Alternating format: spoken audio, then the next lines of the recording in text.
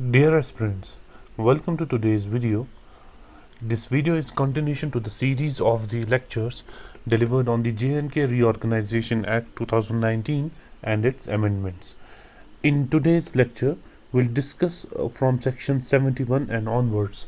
So before starting out today's session, here's a brief description of our YouTube channel. You can subscribe to our channel on the link given here, or if you want notes of our online videos, you can contact us on the number given on the screen here. So let's start our session. So we'll start from section 71 of the J&K Reorganization Act. तो पहले section 71 का हम text देखें, ये हमें बताता क्या है. It deals with the accounts of the union territory of Jammu and Kashmir. इसका मतलब क्या है? देखिए, union territory of Jammu and Kashmir जो है, इसको काफ़ी तरह की ट्रांजैक्शंस करनी पड़ती हैं, चाहे वो कंसोलिडेटेड फंड ऑफ इंडिया हो, पब्लिक अकाउंट ऑफ इंडिया हो, कंटिजेंसी फंड हो, बजट का एक्सपेंडिचर हो, रेवेन्यू एक्सपेंडिचर हो, कैपिटल एक्सपेंडिचर हो, किसी भी तरह का एक्सपेंडिचर करना या पैसे रिसीव करना. So there is a specific account जिसके थ्रू जो है ये ट्रांजैक्शंस होती रहती हैं. तो उन अकाउंट्स को किस तरह से मैनेज किया जाए, उनके रिगार्डिंग रूल्स एंड रेगुलेशंस जो है वो कौन बनाता है? वो बनाता है हमारी यूटी के लिए LG, but in consultation with the comptroller and auditor general of India CAG. So ultimate authority rules बनाने की एलजी ही है, but he has to consult CAG. CAG के बारे में आपको मैं थोड़ा सा आइडिया दे दूँ. It is the supreme auditing body of our country. मतलब हमारी कंट्री के जितने भी मोस्टली फाइनेंशियल अकाउंट्स हैं जो स्टेट गवर्नमेंट से या यूनियन गवर्नमेंट से डील करते हैं, उनका ऑडिट जो है वो यही बॉडी करती है. एक कॉन्स्टिट्यूशनल बॉडी है जिसकी बेसिस जो है, जिसकी फाउंडेशन जो है वो कॉन्स्टिट्यूशन में, मतलब इसको सेटअप जो है कॉन्स्टिट्यूशन ने खुद से किया है, ना कि किसी लॉ या किसी एक्ट के थ्रू. तो ये काफ़ी इंपॉर्टेंट सुप्रीम बॉडी है जो इंश्योर करती है कि गवर्नमेंट में ट्रांसपेरेंसी रहे, अकाउंटेबिलिटी रहे, उनके ऊपर एक कंट्रोल रहे लोगों का. तो एलजी जो है हमारे, उनको इसी बॉडी के साथ कंसल्ट करके रूल्स बनाने हैं for the accounts of the union territory of Jammu and Kashmir. इसी तरह से जब अकाउंट्स बन गए तो उन अकाउंट्स का ऑडिट भी होता है. तो सेक्शन 72 जो है ये डील करता है ऑडिट के साथ. तो ऑडिट जब इन अकाउंट्स का होता है union territory of Jammu and Kashmir का, ये ऑडिट करता कौन है?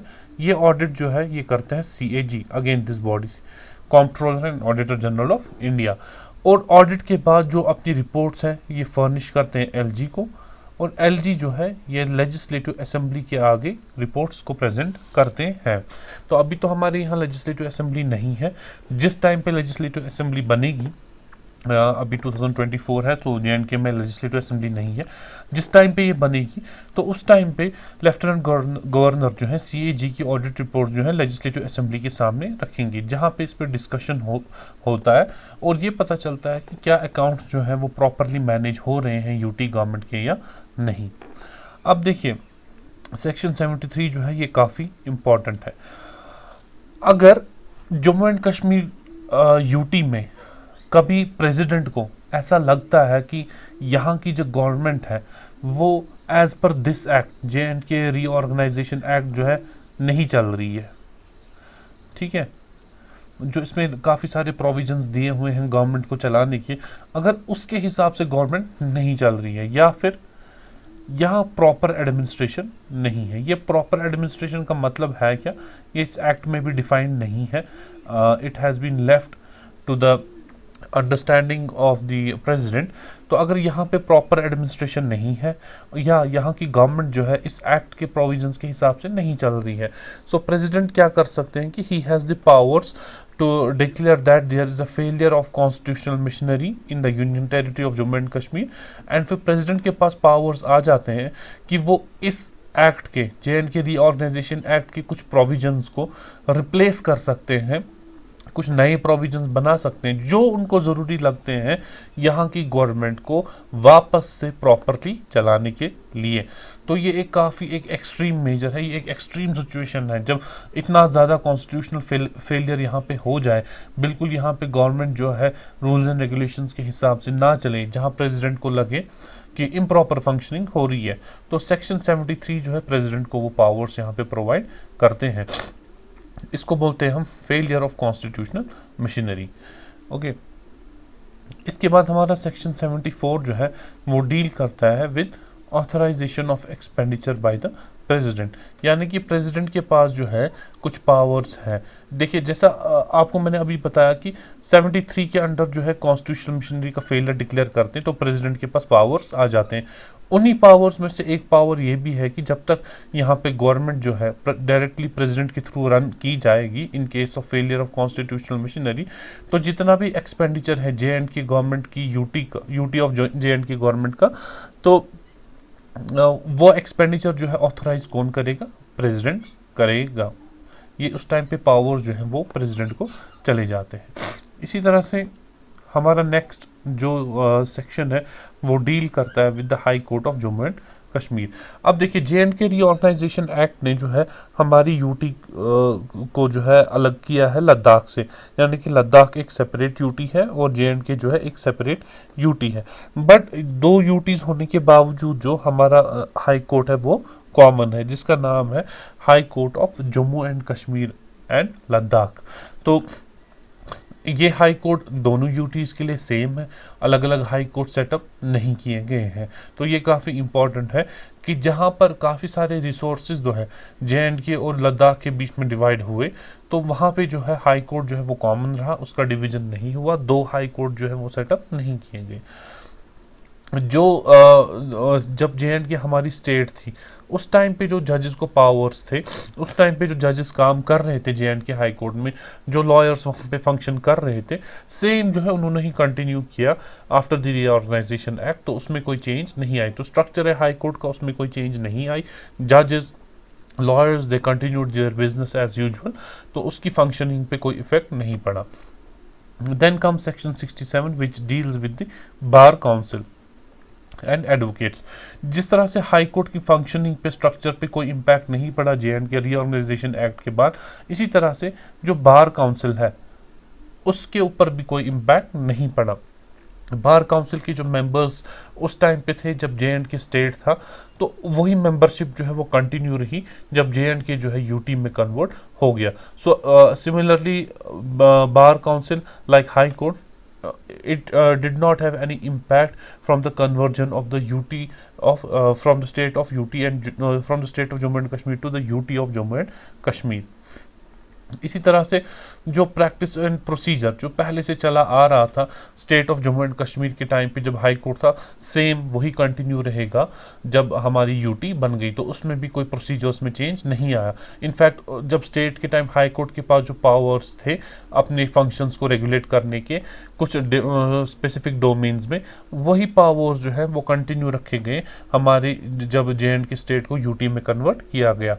इसी तरह से सेक्शन 78 जो है सेविंग्स का मतलब है it deals with the exceptions. पहले जो हमारा JNK हाई कोर्ट था, it was subject to the provisions of the constitution of Jammu and Kashmir. अब क्योंकि constitution of Jammu and Kashmir जो है स्क्रैप किया गया, अलग का कोई कॉन्स्टिट्यूशन नहीं है, तो हमारा जो हाई कोर्ट है जम्मू एंड कश्मीर का, उस पर जो है constitution of India equally applicable है, जो पहले केस नहीं था। एक तो कॉन्स्टिट्यूशन ऑफ इंडिया, दूसरा JNK रीऑर्गेनाइजेशन एक्ट, इसके प्रोविजंस भी एप्लीकेबल है। तीसरा, जब हमारी लेजिस्लेटिव असेंबली बनेगी वो अगर कोई लॉ पास करते हैं विच deals with the high court of Jammu and Kashmir, तो वो प्रोविजंस भी इस पर एप्लीकेबल होंगे। सो 3 सोर्सेज से JNK हाई कोर्ट पर जो है प्रोविजंस एप्लीकेबल होंगे।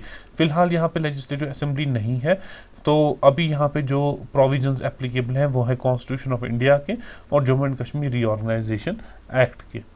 इसी तरह से हमारा सेक्शन 79 जो है ये डील करता है विद दी एडवोकेट जनरल।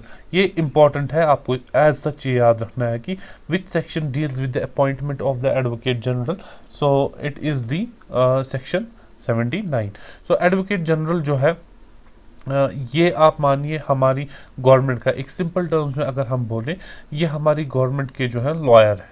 जितने भी लीगल केसेस जो हैं government of Jammu and Kashmir UT के, उसमें जो है एडवाइस जो है जिनसे ली जाती है वो यही एडवोकेट जनरल है। अब एडवोकेट जनरल अपॉइंट होने के लिए एक क्राइटेरिया ये है कि इनकी एलिजिबिलिटी का क्राइटेरिया सेम वही है जो जज ऑफ द हाई कोर्ट के लिए है। एक हाई कोर्ट जज बनने के लिए जो कंडीशंस रिक्वायर्ड है वही कंडीशंस जो है वो हमारे एडवोकेट जनरल के लिए भी ज़रूरी है।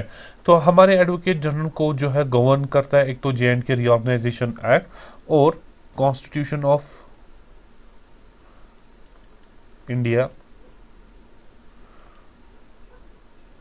और उसके अलावा लेजिस्लेटिव असेंबली अगर कोई लॉ पास करेगी तो वो भी उन पे एप्लीकेबल होगा। तो फिलहाल तो असेंबली है नहीं, तो यहाँ पे इसमें जे.एंड.के रीऑर्गेनाइजेशन एक्ट और कॉन्स्टिट्यूशन ऑफ इंडिया के प्रोविजंस जो है वही इसमें एप्लीकेबल है। तो एडवोकेट जनरल का काम एक तो लीगल एडवाइस टेंडर करना है, दूसरा इनको कोई और काम भी लीगल नेचर का दिया जा सकता है जो फॉल करेगा with in the law made by the legislative assembly of the Jammu and Kashmir. जो ये लेफ्टिनेंट गवर्नर है इनको अपॉइंट कौन करता है, इनके अपॉइंटमेंट के पावर जो हैं वो लेफ्टिनेंट गवर्नर ऑफ जे.एंड.के को दिए गए हैं। सो द एडवोकेट जनरल जो है ही holds the office during the pleasure of the lieutenant governor, यानी कि लेफ्टिनेंट गवर्नर इनको अपॉइंट भी कर सकते हैं और इस ऑफिस से हटा भी सकते हैं। तो इसमें कोई क्राइटेरिया मेंशन नहीं है कि किन ग्राउंड्स पे एडवोकेट जनरल को हटाया जा सकता है, ये ओपन है। एलजी को जब ऐसा लगे कि रिप्लेस करने की ज़रूरत है, हटाने की ज़रूरत है, तो उस टाइम पे इनको हटा सकते हैं वो। और एडवोकेट जनरल का एक खास जो है प्रिविलेज है कि he can be heard in all the courts of J&K, यानी कि इनके ऊपर कोई रेस्ट्रिक्शन नहीं है कि ये सिर्फ हाई कोर्ट में प्लीड कर सकते हैं या किसी सबऑर्डिनेट कोर्ट के किसी खास एरिया में, नहीं, पूरे जे.एंड.के के हर एक कोर्ट में जो है he can be heard and he has the right of the audience. अब हम आते हैं सेक्शन 80 एंड 81 पे। देखिए इन दो सेक्शंस के प्रोविजंस जो हैं वो मोर और लेस सिमिलर हैं। पहले हम इनके टेक्स्ट पे देखते हैं क्या लिखा हुआ है। They deal with the authorisation of expenditure of union territory of Jammu and Kashmir and section 81 deals with the authorisation of expenditure from the union territory of Ladakh. More or less जो है ये सिमिलर प्रोविजंस ही हैं। तो इनको समझने से पहले एक वर्ड को हमें समझना ज़रूरी है। अगर हम इन सेक्शंस की रीडिंग करें, यहाँ पे हमें एक वर्ड मिलता है अपॉइंटेड डे। इस अपॉइंटेड डे का मतलब क्या है? अपॉइंटेड डे सिंपली उस दिन को हम कहते हैं जिस दिन Jammu and Kashmir reorganisation act जो है वो फोर्स में आया, and that day is 31 October 2019, जिसको हम यूनिटी डे के नाम से भी मनाते हैं। तो इस डेट पर जो है ये एक्ट जे.एंड.के रीऑर्गेनाइजेशन एक्ट जो है फोर्स में आया। अब देखिए 31 अक्टूबर 2019 में ये एक्ट जो है फोर्स में आया। सो इससे पहले कुछ इंपॉर्टेंट चीज़ें हैं जिनका प्रोविजन जो है सेक्शन 80 में रखा गया है। फॉर एग्जांपल जो कंसोलिडेटेड फंड है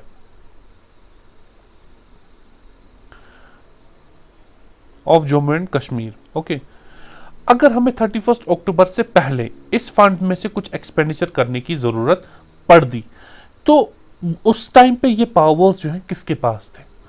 उस टाइम पे ये पावर्स जो है governor of erstwhile state of Jammu and Kashmir के पास थे। यानी कि हमारा जे.एंड.के जब अभी स्टेट था, उस स्टेट का जो गवर्नर था उसके पास ये पावर्स थे कि वो एक्सपेंडिचर को ऑथराइज करे from the consolidated fund of Jammu and Kashmir. मगर कब?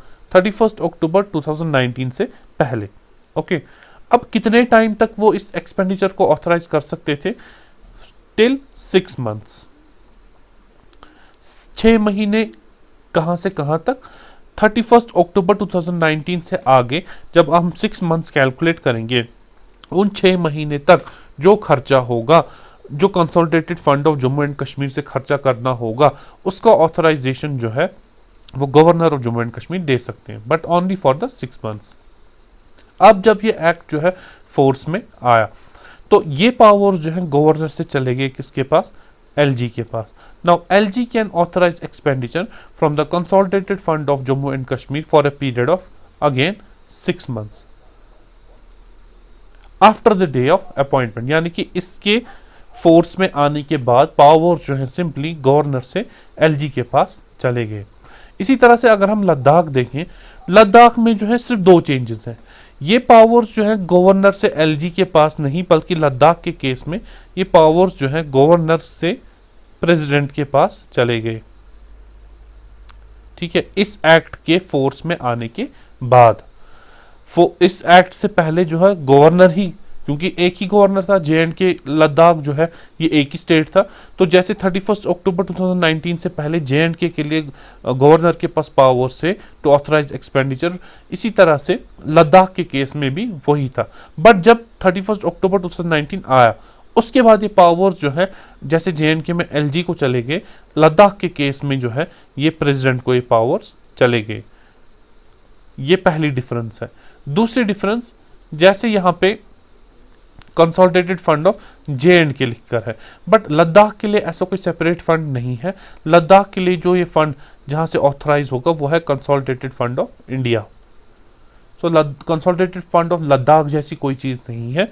कंसोलिडेटेड फंड ऑफ इंडिया से जो एक्सपेंडिचर ऑथराइज करना होगा for a period of 6 months from the day starting the 31 October 2019, वो पावर जो है वो प्रेसिडेंट के पास चले गए। तो ये कुछ सेक्शंस जो है हमने आज के सेशन में डिस्कस किए।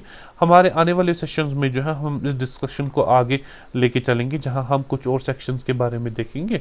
तो तब तक के लिए इतना ही, हम मिलते हैं हमारे नेक्स्ट वीडियो में। Till then take care, good bye.